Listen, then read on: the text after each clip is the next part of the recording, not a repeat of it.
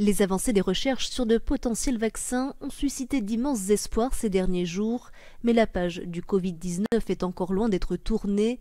L'Organisation mondiale de la santé salue des signaux encourageants, mais l'heure reste à la prudence car les contaminations progressent, notamment en Europe. L'heure n'est pas à la complaisance.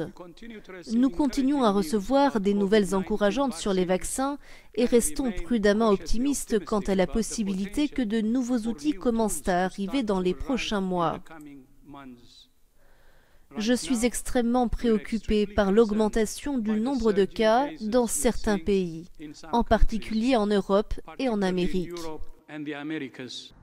Le directeur de l'OMS a fustigé le laisser-faire et enjoint les États à agir. La Suisse, qui affichait les taux d'incidence les plus élevés du moment, en particulier à Genève, a pris des mesures de restriction pour tenter d'enrayer cette tendance, y compris la fermeture des commerces non essentiels. Des gestes qui ont permis de contenir la situation, qui reste fragile mais stabilisée pour l'heure.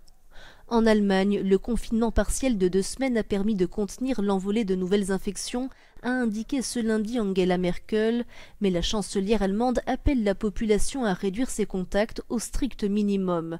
Cafés, restaurants et lieux culturels gardent le rideau tiré. Seules les écoles et certains commerces peuvent rester ouverts.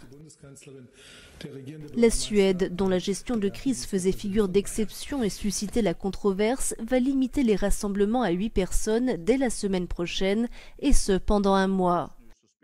La vente d'alcool sera aussi limitée, tandis que la France a franchi le seuil des 45 000 morts liés à la pandémie.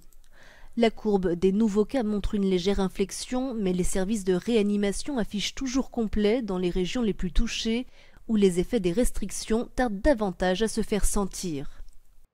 En Autriche, tour de vis également à prévoir du côté des commerces non essentiels qui vont fermer leurs portes à l'instar des écoles.